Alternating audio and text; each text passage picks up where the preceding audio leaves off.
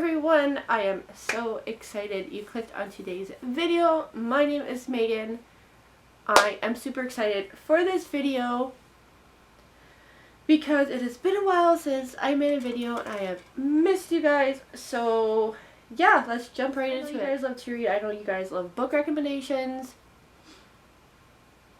I also have a bookstagram, which I will link down below or in the video so you guys can see it if you want to check it out. April TBR. Let's get right into it. I have so many books on my physical TBR shelf. It is insane right now.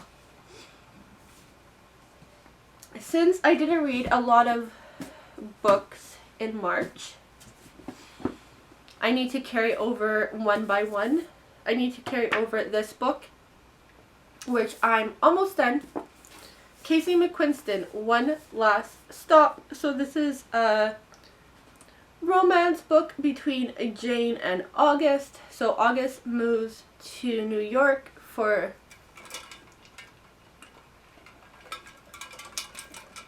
school. She gets a new roommate. She finds a job. She works at a 24-hour pancake diner.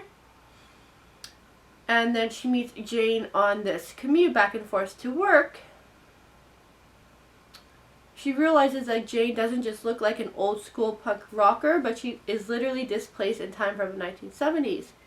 So August tries to help Jane figure out what happened to her when she got trapped on the subway and she can't leave this train.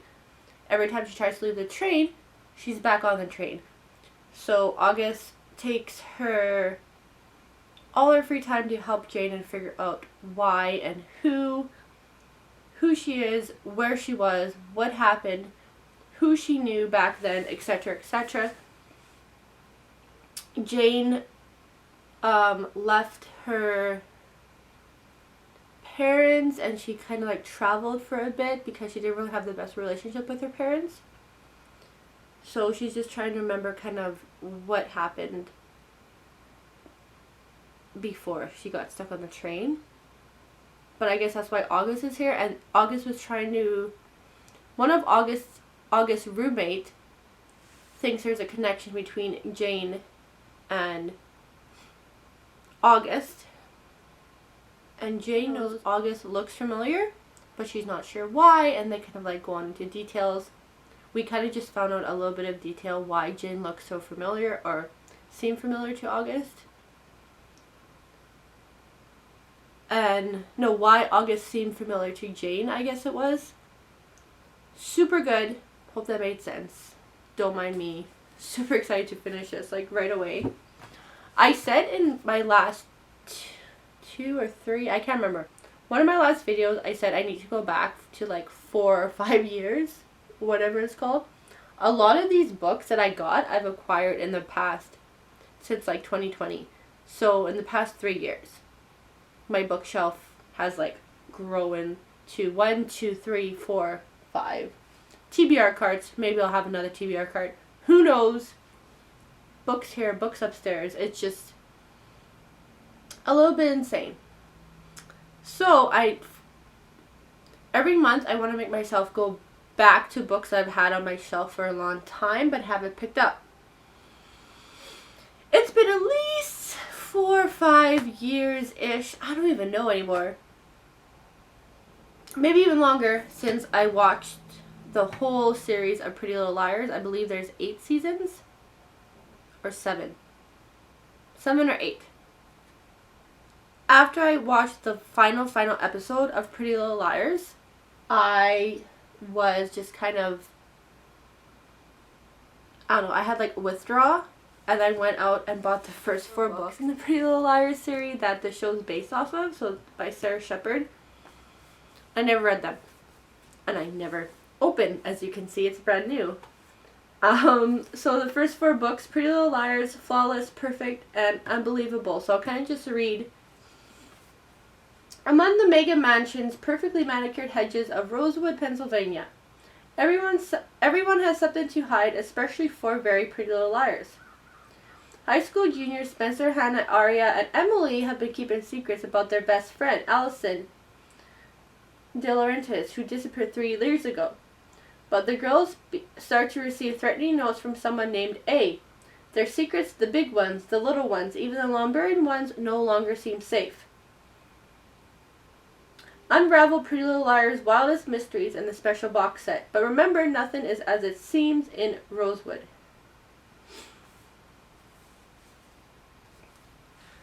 So, first 4 books in the series. I'm finally gonna open this baby, this bad boy. And since it's been about 5 years since I watched this series, I remember bits and pieces, and it's kind of still fuzzy. I remember the characters. I kind of remember what happened in the series. I don't really think I remember the outcome, which is kind of good, which I can like read these books with like a whole new, fresh mind or book. It just came out on Amazon Prime as a TV series, and I refuse to watch the TV series until I read the book. So, that's going to be another vlog.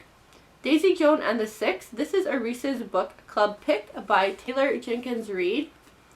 So this is basically about a band that could have been,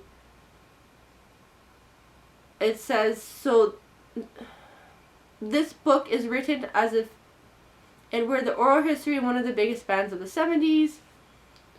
So in this book, Daisy is a girl. She comes of age in LA, and her dream is to sing at the Whiskey A Go Go. Her voice gets noticed, and she has a voice that makes people do crazy things. Another band called the Six get noticed. The main guy, Billy of the Six, and Daisy, they meet, they cross paths, and they kind of decide. The producers realize that the key to supercharged success is to put the two together. And then it kind of says what happens next will become a legend. So this will be a separate book where I read and then I binge watch the series, which I'll have to do probably in like, I want to say to binge watch a series at least 3 or 4 days to read the book and watch the series. Read the book first, then watch the series. So I'll give myself like a week for the book and then a week for the series. So, yeah. I read The Silent Patient last year by Alex Michaelides.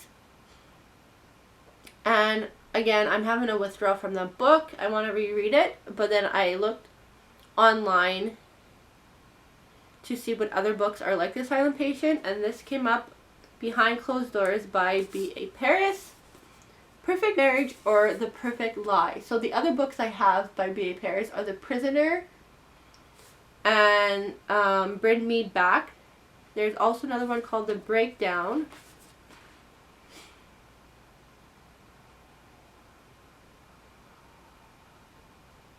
Okay, so Behind Closed Doors is her first novel. I did not know that. For some reason I thought that was the newest one.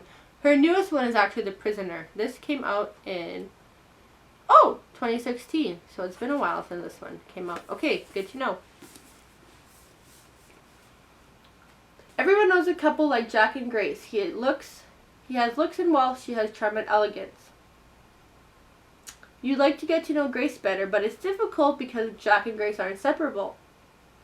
Some call this true love. Others might wonder why Grace never answers the phone, why she can't go for coffee even though she doesn't work, how she cooks awesome meals but remains slim, why she doesn't take anything when she leaves the house, not even a pen, or why there are high security metal shutters on all the downstairs windows. Some might wonder what's really going on once the dinner party is over and the front door has closed. So yeah, they host elaborate dinner parties, and yeah, I'm actually super excited for this one. Because we had a snowstorm yesterday, and we have lots of snow yesterday and today, one by one, Ruth Ware, I believe this was on my February TBR, and I failed to get into it or read it, so I really want to read this one just because of the weather. I feel like once this weather gets nicer, I'm not going to want to read about an avalanche and a snowstorm.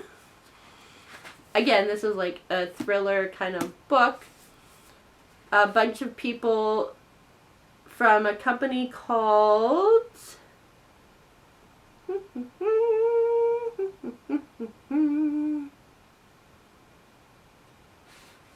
Snoop. So a startup tech company organizes a week-long trip for the team in the French Alps. Soon as a shareholder upends the agenda by pushing a lucrative but continuous buyout offer, tensions simmer and loyalties are tested. A devastating avalanche leaves a group cut off from all access to the outside world. Even worse, one snooper hasn't made it back from the slopes when the avalanche hit. Hours passes without any sign of rescue. Panic mounts, the chalet grows colder, and the group dwindles further one by one. Her other book I read was the first one that I read by her, The Woman in Cabin 10, which was really good. So I know this book's going to be super, super good.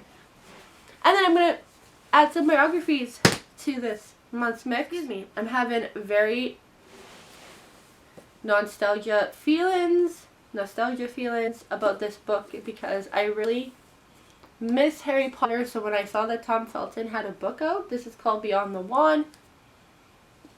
I have to read it. I have to go back to this book. It was just one that, no question, had to pick it up. I'm actually really excited for this. I want to read reread the Harry Potter series now as an adult because I read it when I was like younger. So I want to reread the series as an adult. Also, Prince Harry Spare, his new book about his mom, pretty much his life. He talks about Meghan Markle. He talks about his family. He talks about how he got him and Meghan out of his mother country because he didn't want history to repeat itself. They were preyed upon by the press, subject to waves of abuse, racism, and lies. And he just wanted to, like I said, he wanted to prevent the history of repeating itself, which happened to his mom. When his mom got into a car accident because the press kept chasing her. Very, very tragic. And I guess, yeah, Prince Harry just wanted to get him and his wife away from all the lies and stuff of the press. And I don't really feel, I don't follow the royals much, but since I do like Meghan, I have been a fan of Meghan Markle for a while now. So I kind of want to know kind of what they're up to now, if that makes any sense. Kind of why I picked this up. And that's my April TBR in a nutshell. Wish me luck. I hope this month brings me lots of reading. It is a long weekend this weekend. So that means lots of time to sit down and hopefully read these books. I hope you guys enjoyed this video.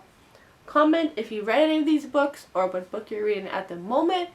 Let me know in the comments what you're up to this long weekend, and I hope you guys have a great long weekend. I'll see you guys in the next video.